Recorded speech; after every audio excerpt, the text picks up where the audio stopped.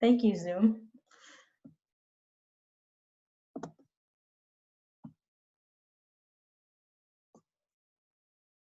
Okay, are we good to go with the screen share? Yes?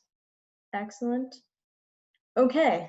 So yeah, we'll get started with the Brooke Owens Fellowship. And yeah, so the program was started to honor Brooke Owens. We'll have a little more info about her on the next slide.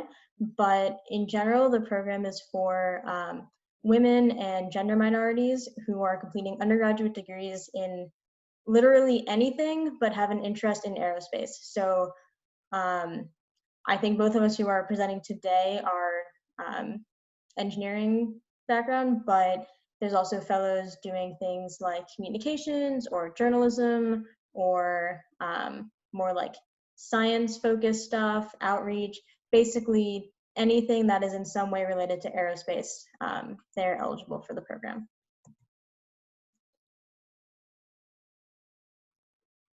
So yeah, so we're going to start with some slides from the Princeton Fellows from this past year.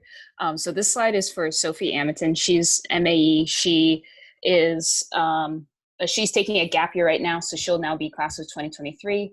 Her company was Sierra Nevada Corporation, and her project was mainly focused. She's based in Colorado, and she was mainly focused on their Dream Chaser space plane.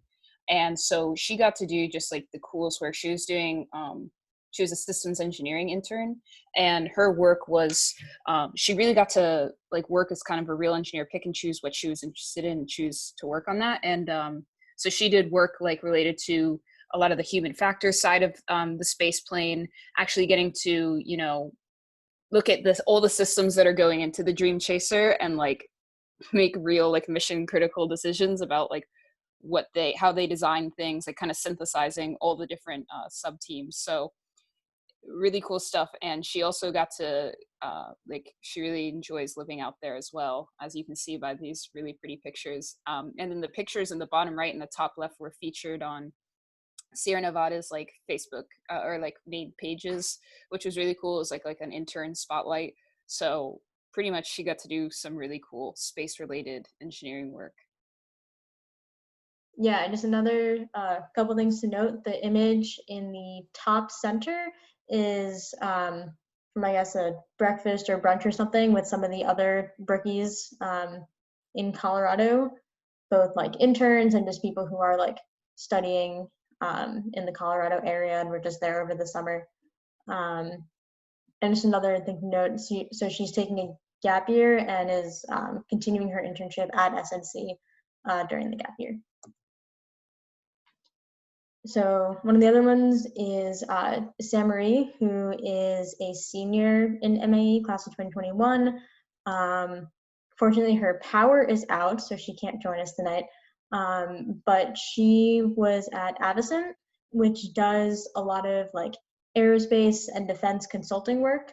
And she was working on some projects related to robotics and just other like aerospace applications, looking at sort of the technologies that are coming in, and I think some of the business aspects as well.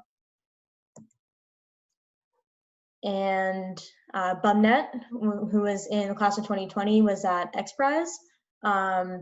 And XPRIZE, so what's cool about XPRIZE is Brooke actually worked at XPRIZE at some point. And they've done a lot of like these different competitions, like the Lunar Lander competition and some other ones. And so her project wasn't actually specifically related to aerospace. She was looking at the Gender Data Gap project and just looking at different things related to gender inequality. But she had a really awesome time there, and they do have some other projects that are more space focused. So if you're interested in sort of the business and like competition formulation side of things, XPRIZE is a really awesome place. And so I MAE graduated this past June, and so I was at a company called Loft Orbital in San Francisco. And so this was actually my third time applying to the program. The first 2 times that I applied, I didn't get in. I didn't even make it to the first round of semifinal interviews. But I decided kind of on a whim to apply again this year and ended up getting selected. And I was actually supposed to be at Virgin Orbit, and then the pandemic happened. And so they did not have interns this summer. So I instead was able to get matched with Loft Orbital, like I said, a startup in San Francisco working on ride-share satellites. I was on their mechanical engineering team, doing a lot of sort of R&D-ish work, just looking at projects on different things that'll be useful as they start doing more of the mechanical design for their future missions, and also just working on some like risk analysis stuff for different aspects of the space environment and the impact that it has on some of the different materials and components on their spacecraft. And so there were, I think, around 5 or so rookies that lost their internships due to either like COVID or companies going bankrupt. But they were able to find everyone a new place, which is really nice. So my internship was with the Smithsonian National Air and Space Museum, which is funny because I used to actually work for them in like a volunteering and then employee capacity, because it's right by my house, pretty much like explaining things to people. Like I was kind of like a little mini tour guide. And this job was actually with something I never knew existed, which is their Center for Earth and Planetary Studies. So they're like the one museum that actually does like active like scientific research within the Smithsonian. And so within that internship, I did a lot of cool research on Enceladus, which is one of Saturn's moons. The image in the bottom right is like satellite imagery of Enceladus map with like the data that I collected over the summer. And then in the top left is just like a little screenshot of some of the data analysis I did. But pretty much it was a really cool experience where I got to delve into an area that I don't think I would have gotten to otherwise, which is that I really have interest in astrobiology. That's what I'm getting a certificate in. And so to be able to do like scientific research and actually be a co-author on the paper that this data is going to go into was like really cool experience to see that side of research. And so it was really neat, like matching. And the when I applied to the fellowship, I was, you know, along the lines of talking about, you know, the fellowship is really for everyone, no matter what your background is. When I applied, I didn't think I had a shot at all because I didn't have much engineering experience. I had one engineering internship after freshman year and didn't know like what, you know, if that was enough or something. Like, you know, I figured, oh, everybody's going to be like a senior or something. But it worked out really well. It's really about, like, we'll talk more on this later, but like, it's kind of like, it's about you. Like the application is just like so much, like every application is read by a person. Like, it's not like they're scanning your resume for keywords. Like, it's about you as a person and like looking at, are you like, are you trying to, you know, do you have like a passion for this? Do you care about the work that you want to do? Like, and that's what I really loved about the experience. And the actual like fellowship is just like so amazing. We had a virtual summit this year. It's usually in person, but like even the virtual summit was just really inspiring. On the bottom left are pictures from the summit and some of the people that we got to hear from. They're all badass women in aerospace. So Lori Garver is one of the founders, and she's just super cool. But then like some other awesome ladies like Pam Melroy, she's an astronaut, and Poppy Northcutt, she was like one of the first women in NASA mission control. Like, just all so cool. And like, I really, even though it was virtual and you can never think of putting Zoom and inspiring in the same sentence, like it was a very inspiring virtual Zoom fellowship. And so I just really love the experience. And yeah, that was my summer.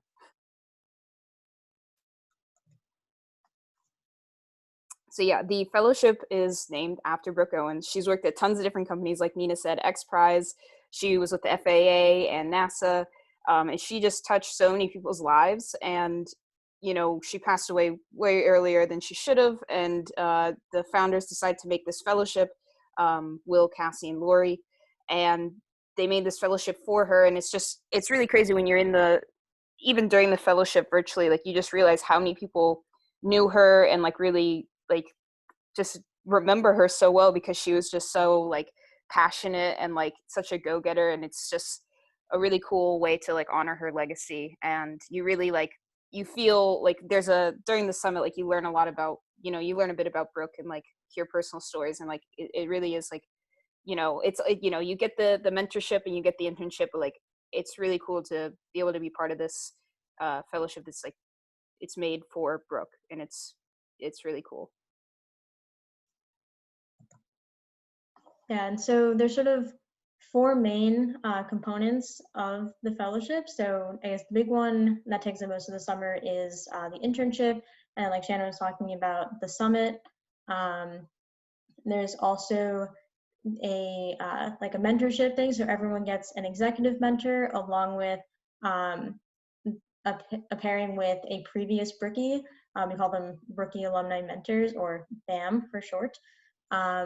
And so with the executive mentorship, it's people just from throughout the aerospace industry. A lot of them knew Brooke in some capacity. The one I'm with is this guy named Nick, who works at NASA Johnson, and we would talk around like once a month, just about sort of random things related to like his experiences, and how I could sort of make the most of a remote internship, as well as just different things about like skills that he's gained and advice he has when jumping between a bunch of different jobs over the years.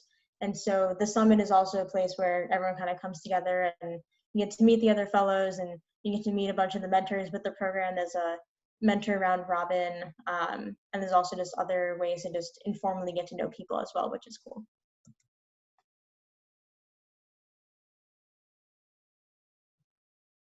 I was muted. There's a lot of different host companies.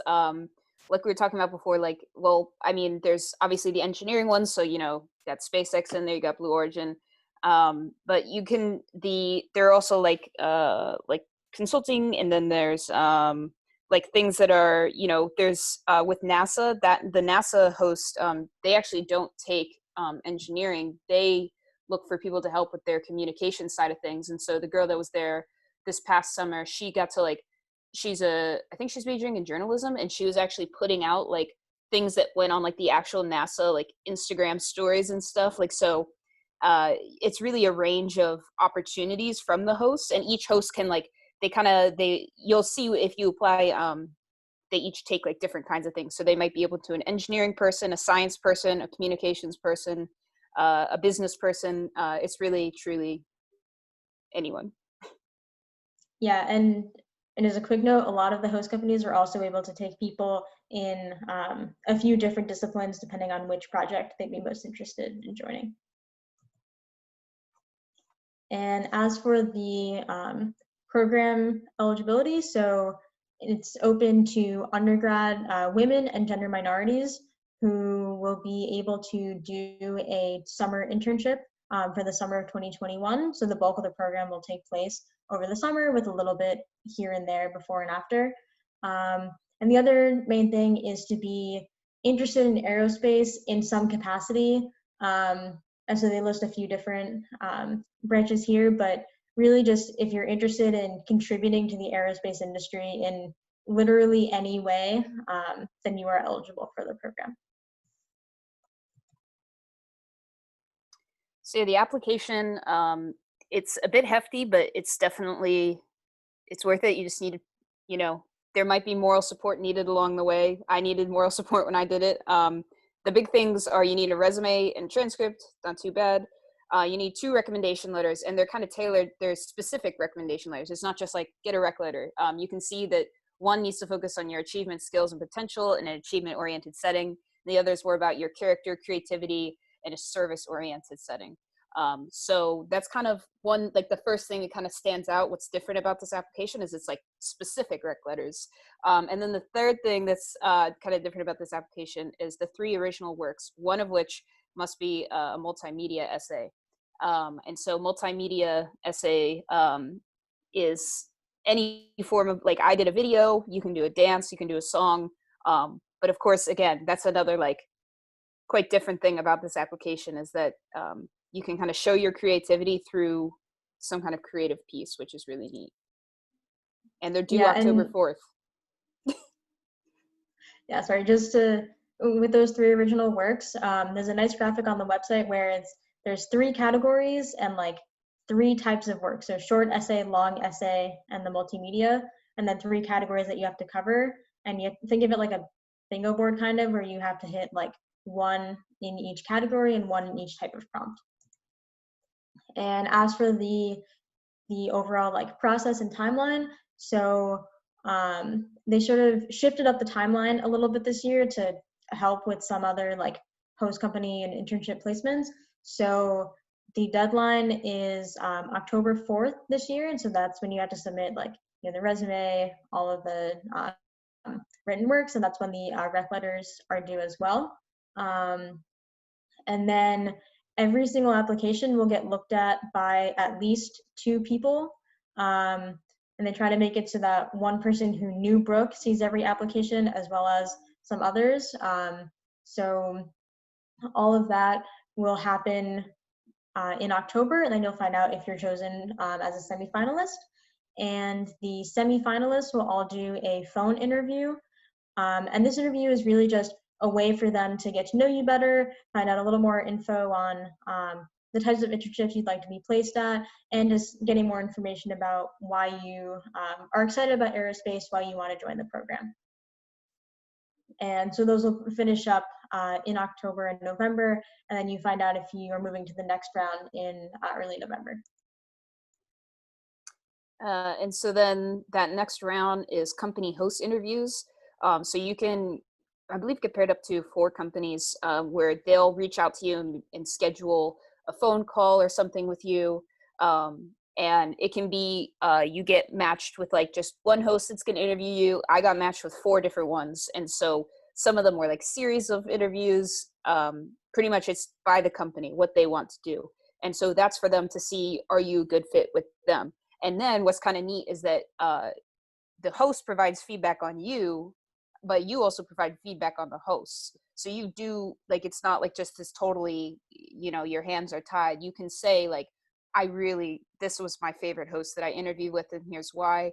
Or you can say, I don't really want to be with this host. So that's a pretty neat part of the process. And then after that, you get your final matching. And there are about 40 rookies every year. And then, so yeah, you get matched, like a final selections, and then the final, like the finalists, like the 40 are in December. Yeah, and just a quick note on the company host interviews. Like Shannon said, you get paired with anywhere between 1 and 4 host companies. The number of hosts that you get paired with isn't like any indication on the quality of your application or like the likelihood of getting picked or anything like that. Among the rookies, I think there's pretty equal numbers in terms of people who had 4 host company interviews and people who only had 1. So just know that that's kind of just a somewhat, I wouldn't say it's a random part of the process, but just don't read too much into the number of host companies that you get paired with, is all I wanted to say. And as for a quick FAQs, so graduating seniors can apply. Bumnet and I were both seniors last year and then did our internships the summer after graduating.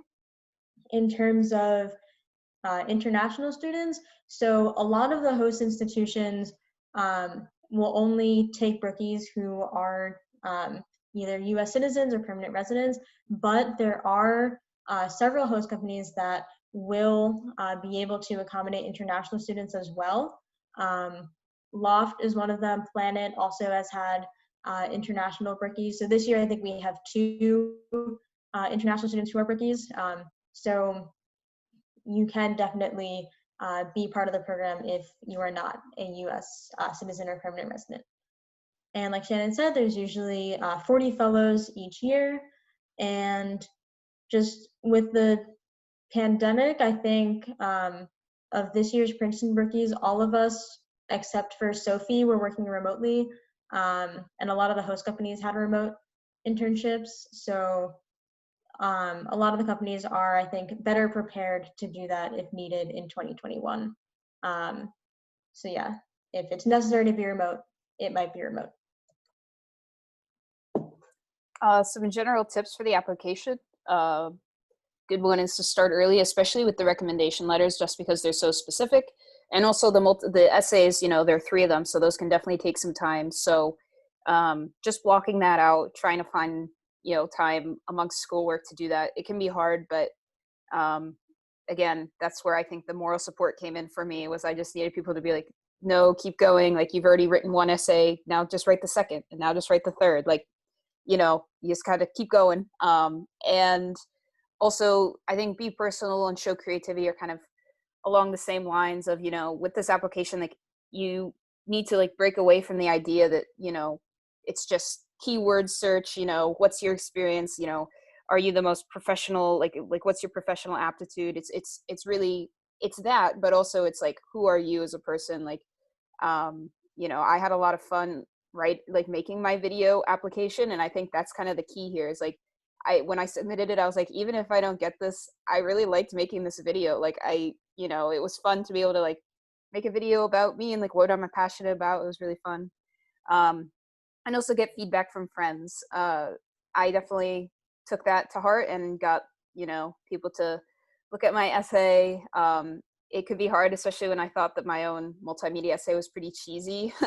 But I just was like, all right, please just look at this. Tell me, is it okay? Does it look nice? Like, blah, blah. So, you know, utilize your friends, utilize, you know, your family, any resources you have.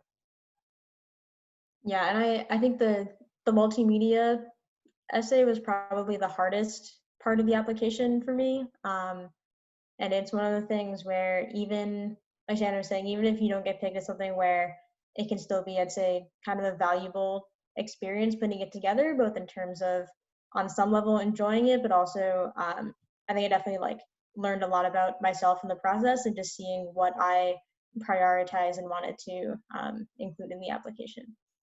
Also, like, for me, I thought that the essay was the hardest, like the written essays were hard, because I feel like I had finally gotten to the groove of like, yes, like this is how I write a professional college essay. And then it was suddenly like, wow, like I need my voice to come through and with this. Like, it was just such a transition back to more like creative, you know, personal writing. So, you know, definitely make sure that you show yourself, even in when it's not a video, you're not on the screen or something, like you can still come through with an essay. So make sure that we can hear your voice. Yeah, and with all aspects of the application, the content is what matters more than anything else. With the multimedia, the key thing is you don't have to worry too much about like video editing or having it look super professional or anything like that. They're really just trying to get to know who you are as a person without any specifics about the type of media that you choose.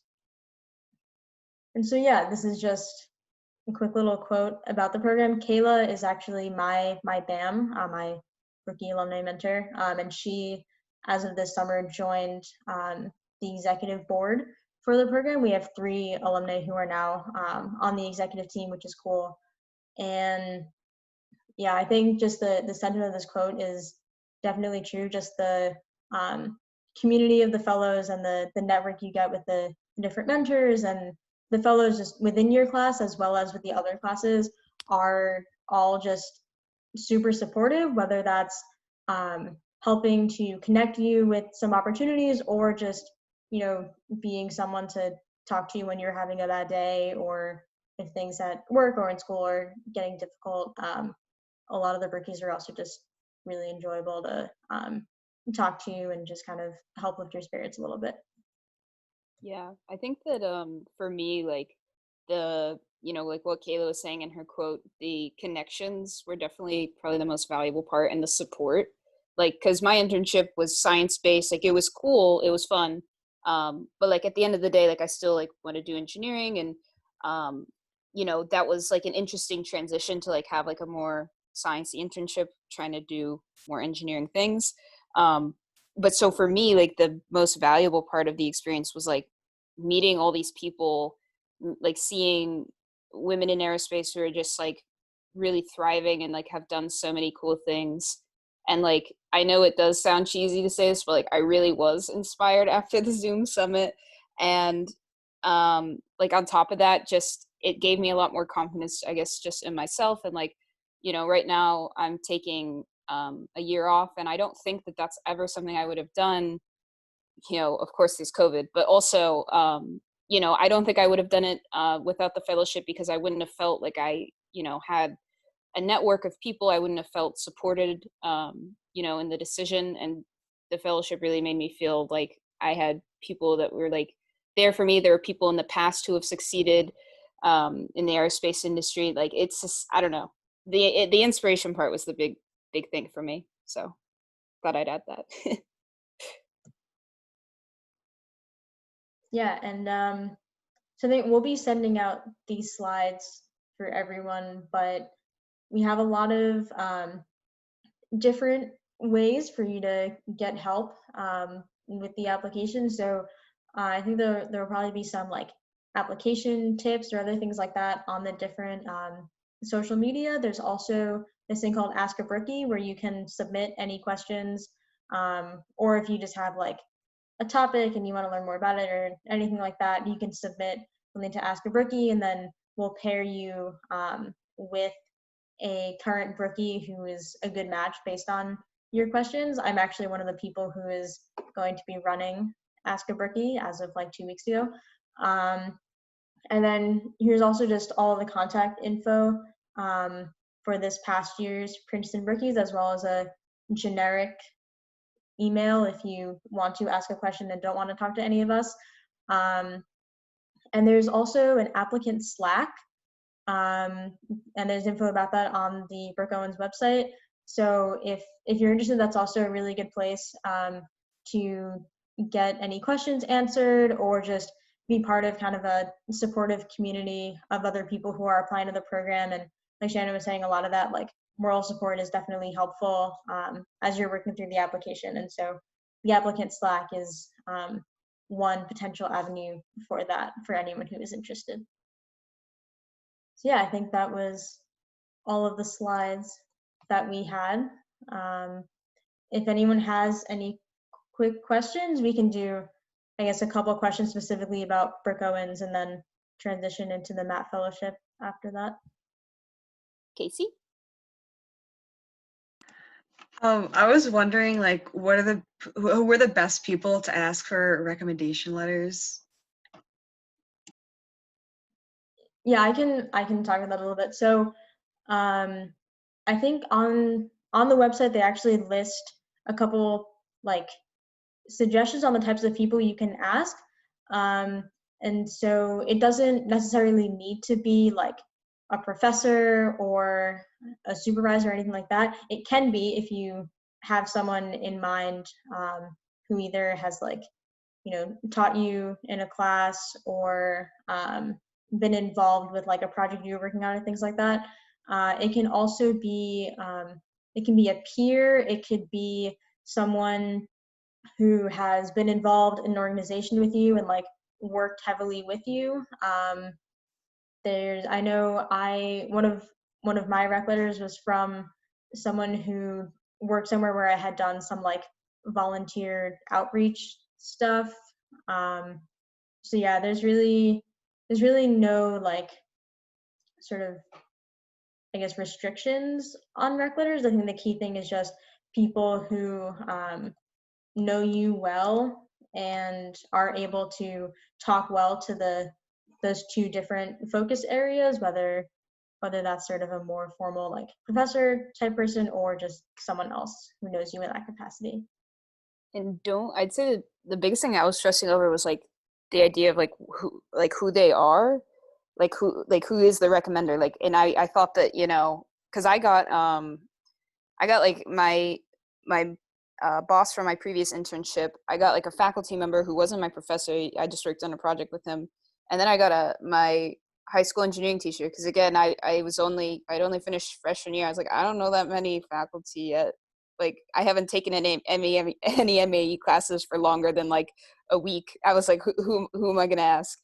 So I asked my high school engineering teacher, because I was like, you know me as a person.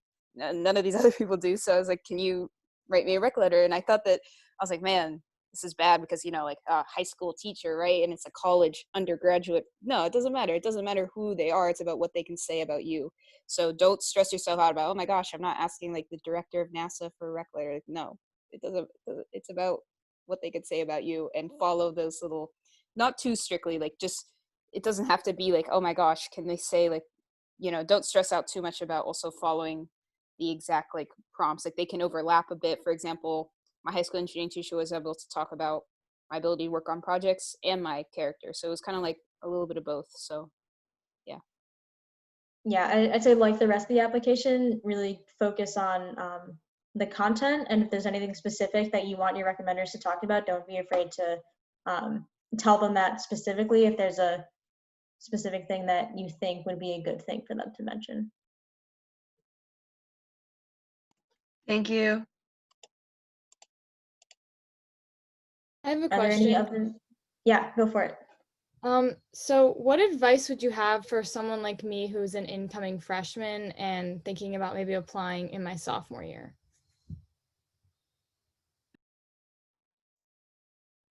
Shannen, do you have thoughts as a more recent sophomore? I guess just, I mean, if you're thinking long term, like, I'd say just kind of keep a record of like, what do you work on? Like, even if it's the littlest thing, like, you know, even if you're playing like a small part in, for example, like some kind of engineering project, like make note of what you contribute to the projects that you work on, no matter how small, and you can really like extrapolate those things and really, you know, they can represent things about you. Even if you contribute like a very small thing to like a project from freshman year, like it can show a lot about like your work ethic, or like where your strong suits are, or what you're passionate about. So I don't know. That was my big thing, was I was sitting there for a while trying to remember like what have I done yet? Like I really had to recollect my thoughts of everything I've done, and like what it means professionally, what it means about me, my character, and my abilities. So maybe just keep along with that while you're thinking ahead. Yeah, thank you so much. Sorry, just another thing. You can always just start sort of brainstorming the types of things that you would want to talk about, and even the multimedia thing. If there's a random like hobby or like just fun thing you start doing, and figuring out if that's something that could potentially be a good avenue for a multimedia essay. I think halfway through sophomore year, I got really into coloring, and that ended up being anything that I did as part of my multimedia essay. So just sort of looking out for like little things that could potentially go into your application, and as Shannen said, just sort of noting them down so that you don't forget them later on. Thank you.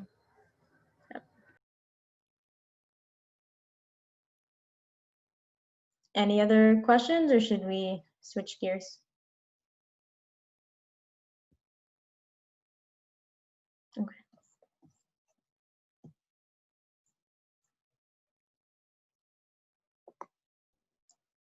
Thank you for sharing, guys. Doug, do you want to start? Sure. Actually, Michael's taking the first couple of slides, but Oops, sorry. I guess Yeah, I'll Michael. share my screen. Yeah, I'm so sorry.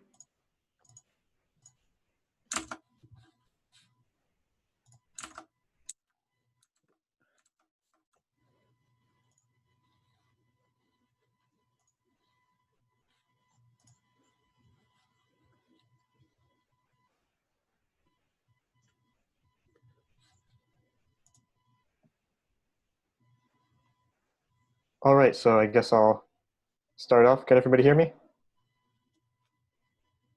All right. Now we're going to talk a little bit about the Matthew Isakowitz Fellowship Program, which was certainly modeled on the Brooke Owens Fellowship Program, which is intended to inspire and involve the next generation of those interested in commercial spaceflight. Next slide, please.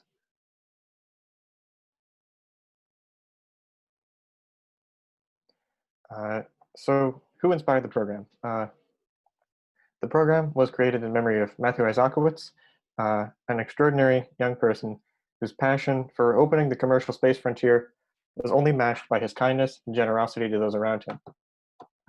Despite leaving us far too soon, Matthew's contributions left a tremendous impact on the space community. He found great inspiration in Carl Sagan's words, "Somewhere, something incredible is waiting to be known." In high school, he served on the X Prize Foundation during the flight of Spaceship One, the first privately piloted spacecraft. In college, at Princeton, he worked on NASA's New Horizons mission at the Applied Physics Lab.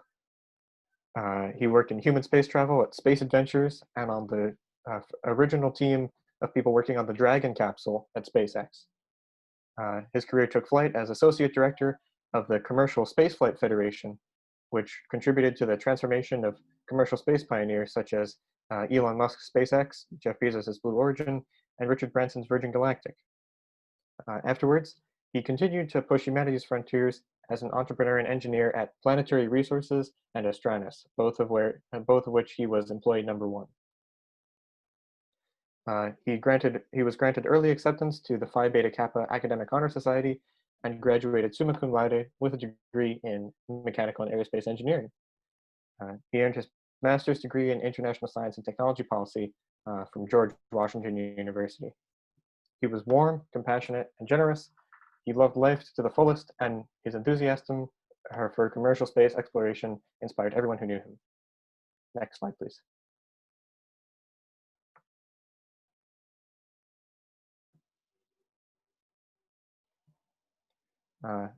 So, in the words of Peter Diamandis, the founder of the X Prize Foundation, he said that Matthew reminded him of himself.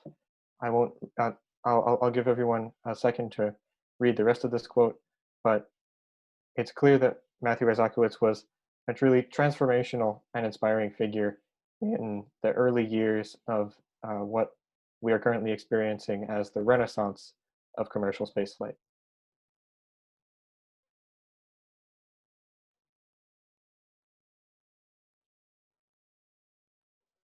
Next slide, please.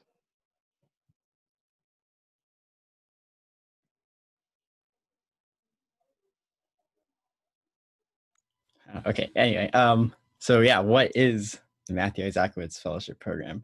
So the program is consists of 4 main pillars that they like to talk about, one of which is, of course, the paid summer internship at one of the host companies. The second of which is mentorship, that consists of 2 parts, much like the Brooke Owens Fellowship. One mentor who is a person in the aerospace industry, usually like an executive or someone else who is relatively important, and also a buddy who is from the previous year of the fellowship. The third aspect is the summit, which was virtual this year, but is a time for the fellows to both meet themselves as well as to hear from leaders in the aerospace industry. And as Nina will talk about, and when it's in person, they also take tours of SpaceX and other facilities down in Southern California. And the final pillar is networking, which continues for basically all of your career past your time in the fellowship. For example, Steve Isakowitz, who was Matthew's dad, is the CEO of Aerospace Corporation, and he says he's always happy to be a reference to any of the fellows.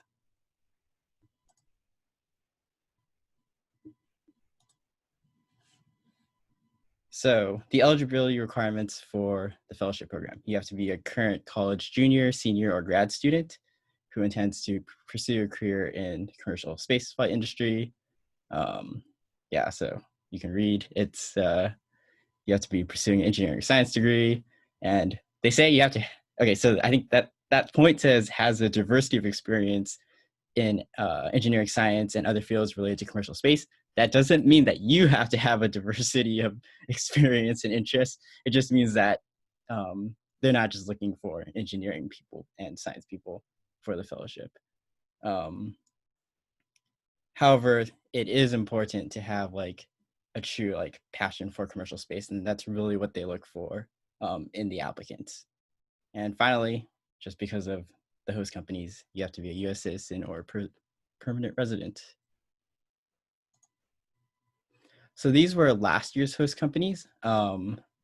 Sort of like Brooke Owens, a lot of some of the companies, like OneWeb, did not like accept fellows, but I believe like those fellows who their host company was not accepting interns that year, they were able to get alternative internships, some of which are like listed here. So that's a pretty good mix of like space, like launch companies or satellite companies, as well as space adjacent businesses. You'll notice that it's like entirely new space, except for like Aerospace Corp, because there's that huge focus on commercial spaceflight and not doing like government contracts.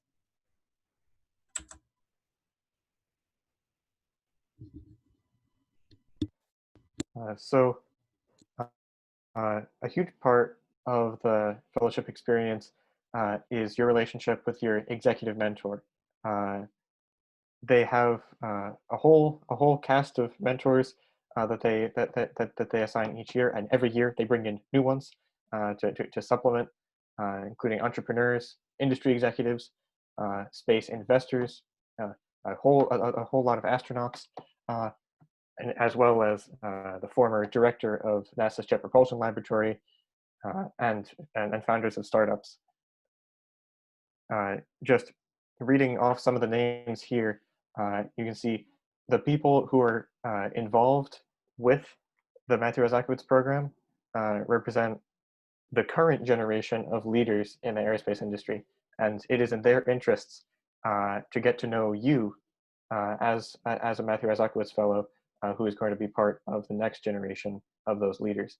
You can note George Whiteside's on the left in the middle, a Princeton MAE graduate in the 90s.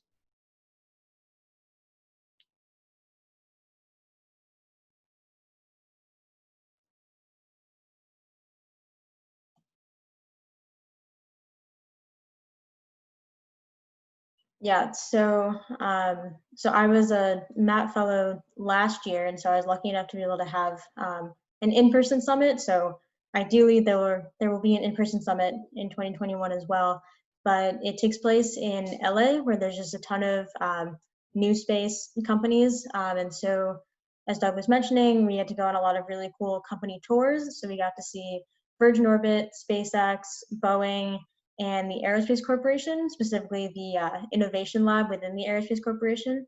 And we also got to see a lot of really cool sort of insider panels at a lot of those different companies, as well as other like an entrepreneurship panel, some other cool keynote speakers. You can see in the pictures, we actually got to meet Buzz Aldrin and Elon Musk, which was kind of wild. But honestly, one of the speakers who I thought was even cooler than that was Beth Moses, who is the astronaut trainer at Virgin Galactic.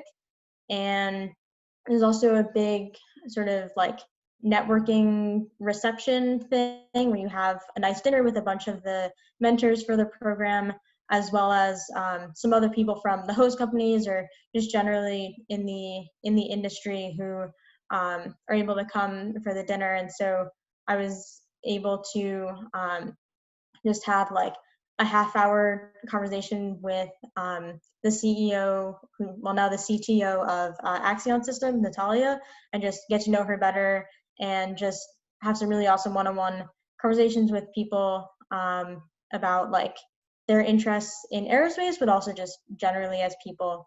And it's also just one of the really awesome ways where you're able to get to know the other fellows in your class, as well as some from the previous classes who were able to come to the summit as well.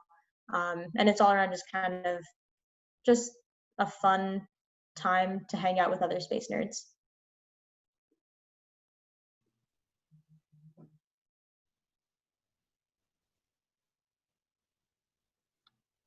So this year, obviously, we were unable to have an in-person summit. And so instead, we ended up with a virtual summit that consisted of a speaker series that ran through the entire summer.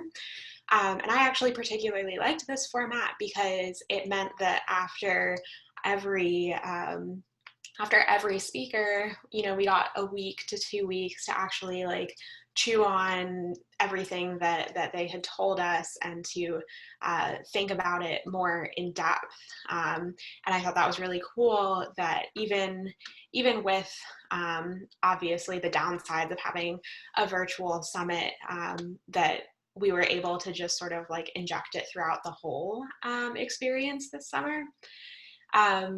Some of my favorite out of these, definitely the first one, astronaut lessons for COVID-19. It was just really cool to have Pam come and talk to us about her experiences as an astronaut and listening to what sort of like prep work that astronauts do before they like go on their missions to the space station.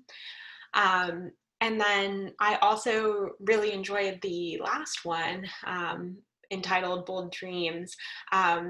Emily Calandrelli, I don't know if some of you might know the name, but she is a science communicator, and having her perspective was, I think, really indicative of the sort of diversity of perspectives that the fellowship got for the summit this summer. Again, not just your standard engineering executives. Really wonderful to hear from people with like different viewpoints from us in the field as well. So overall, I think they did a really fantastic job, frankly, at making sure that the virtual summit was just as meaningful and impactful as if we had been able to do something in person.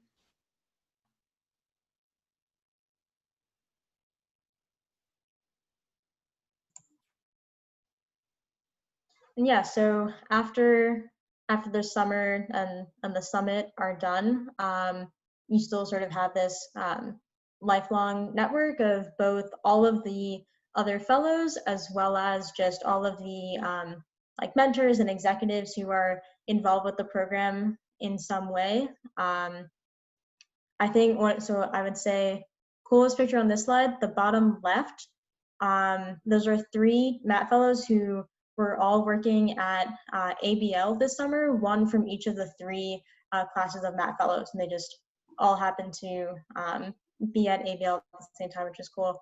And yeah, it's just kind of both in terms of like the social aspect of just kind of having this sort of, I guess, community of space nerds to hang out with. We've started doing like weekly coffee chat things, as well as just sending space memes and just talking about random things related to space, or just getting advice about like grad school and that kind of thing, especially since so many of the fellows are in grad school. They can be a really awesome resource, but also on the professional side of things, both in terms of being able to, I guess, make connections with people who know some of the other fellows, or reaching out to some of the mentors involved with the program, or even reaching out to people who are not involved with the program. I've had experiences where I've reached out to someone and basically just said, hey, I think the stuff you're working on is cool. Do you have time for like a 15 to 30 minute Zoom call just to learn more about like your work and your experiences? And you know, most people in the space industry are always like more than happy to just talk to you about random things, but also just if they know that you've sort of been involved with one of these programs, then that also kind of gets them more excited to talk to you and find out about your experience as well, beyond just being able to talk about what they've done in their careers.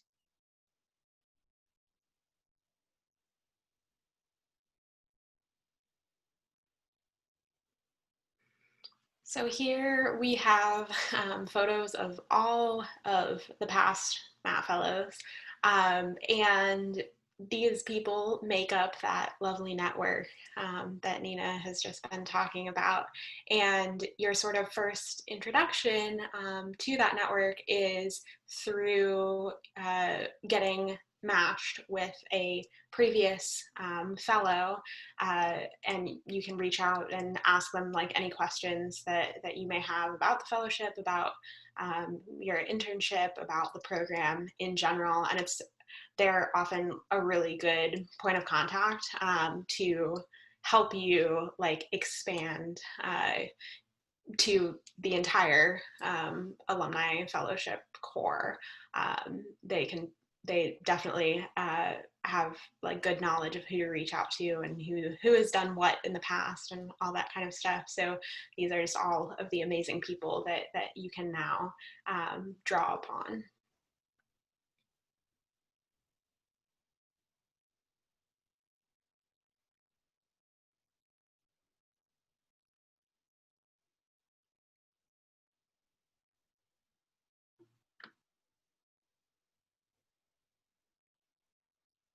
So now I'll just talk a little bit about my experience with the fellowship. So I'm Michael. I'm a senior in the MAE department. This past summer, I got to do a remote internship at Venturi Astra Lab, which is a startup working on commercial planetary rovers for the Moon and Mars. My mentor was Robert Kirby, former astronaut and currently a vice president at Northrop Grumman Innovation Systems.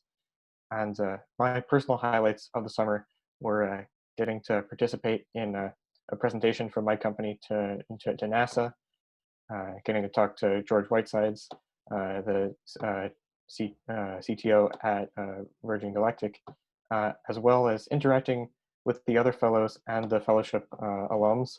It's been really great to, as I start my search for graduate schools, basically to already know multiple people in every program that I'm looking at, and certainly once getting out into the workforce, knowing more than one person at basically any space startup or new space company you could possibly think of.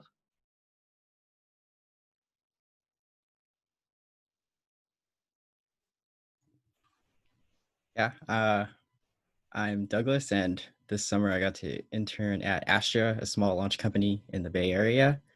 I was lucky enough to have that be in person. My mentor was Joe Landon, who is the VP of Advanced Programs Development at Lockheed Martin. Basically everything that's not military, which I enjoyed. And my highlights of the summer were design, building, and testing flight hardware, including some hardware that is on that rocket in that picture there, which is going to launch in hopefully like 27 minutes here. And also hanging out with some other fellows in the Bay Area.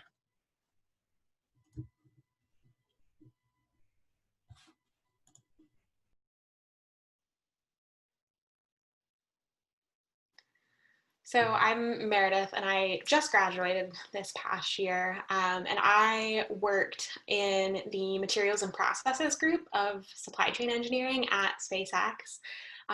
My lovely team picture is on the slide. I actually just had my last day of my internship today, so very sad about that.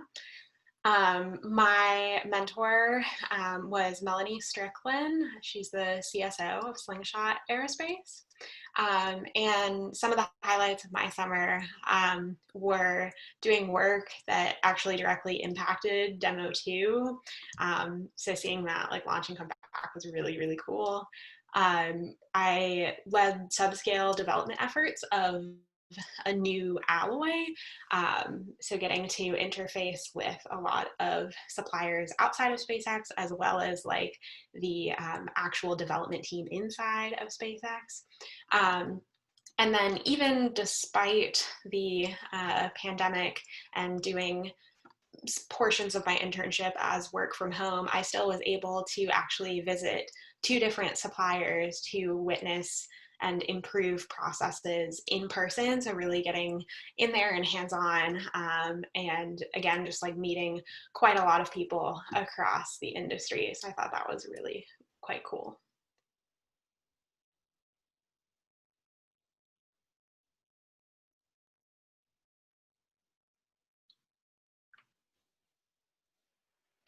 So here we have a quote from one of the 2020 fellows, and I'll just read aloud the first paragraph. I think that is the sort of most impactful one.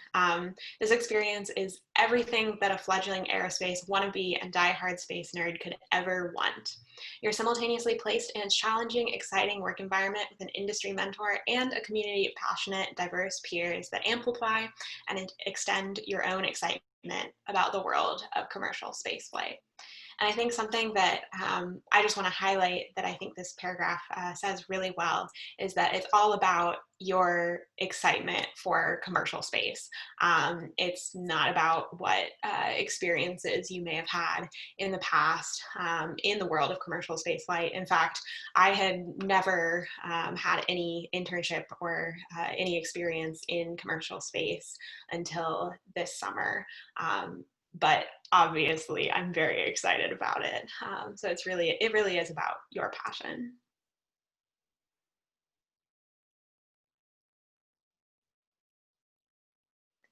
So here we have the key dates. The application opens on September 8th and is due November 13th.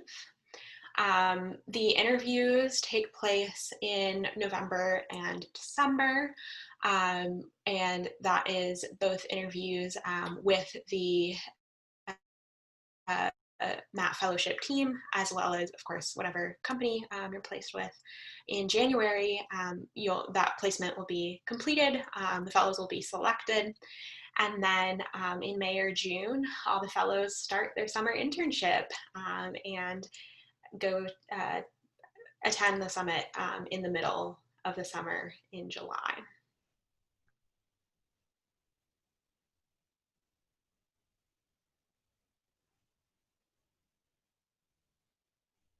Here you have the important website. That's where you can find the application and the application information, and then the like hashtag and handle down at the bottom as well for more information about the fellowship.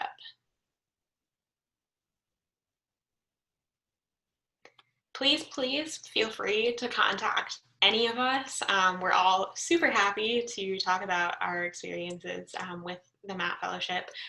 So these are just all of our emails. Please reach out.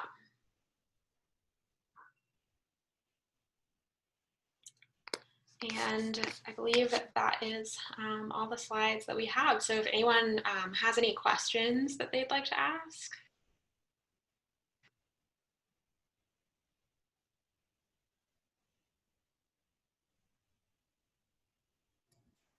I just wanted to say thank you so much for doing this presentation, and I do have to head out now, but I really appreciate you guys taking the time to explain this to us who are considering applying for these.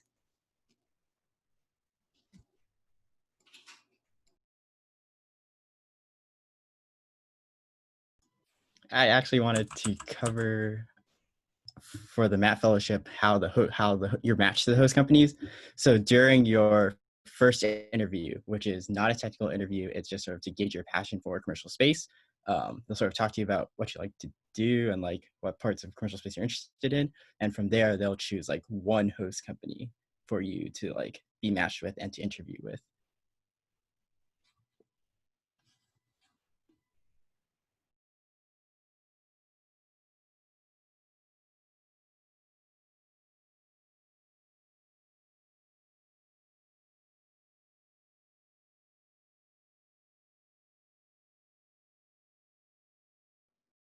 Yeah, does anyone else have any other questions? Also for the Brooke Owens people, if you didn't like get your chance. I'll ask a question. How would you guys say that, this is like a general question, but what are like your favorite resources, like news publications or like just online resources that you use to sort of stay in the loop in terms of like what is, I guess, happening in the commercial spaceflight industry? Like podcasts, I know there are a couple podcasts out there that are pretty good, but I just want to hear what you guys have to say.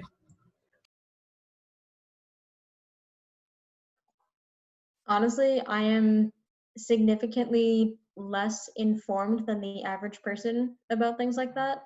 I generally just occasionally scroll through Twitter and see what is happening.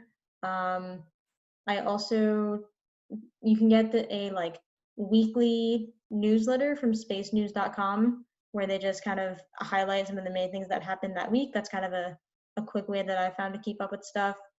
And then, yeah, other than that, I think I'm part of a couple different group chats that have a lot of space people in them, and so that's also one of my main news sources, is just other people getting excited about random things and saying something about it.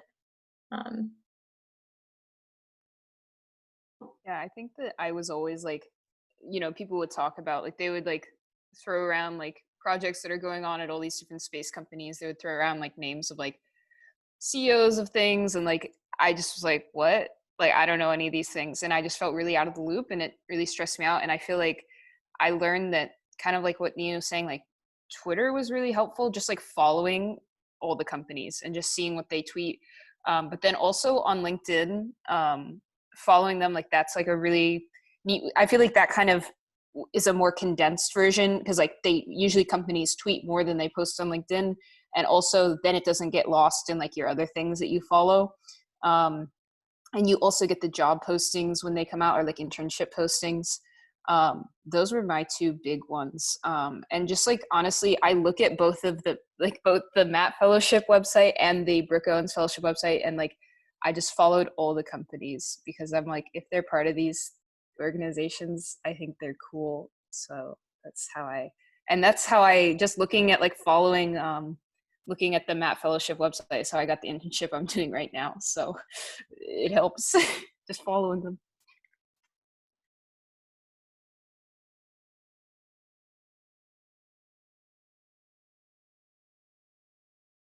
Thanks for the insight.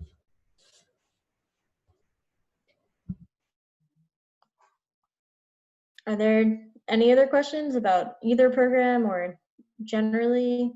Feel free to use the chat function if you prefer.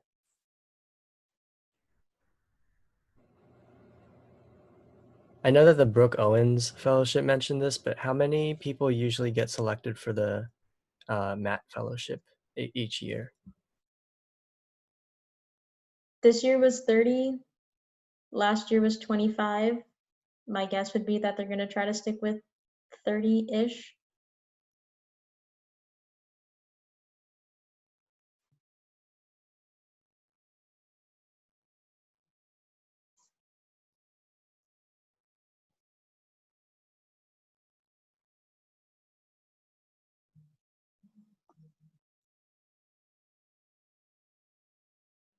Anyone wants to ask any more questions to the people here?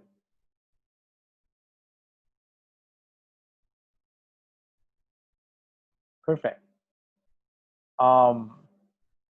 Okay. Yeah, please do ask questions if you have to. Meanwhile, I'm going to stop recording as we reached the end of this.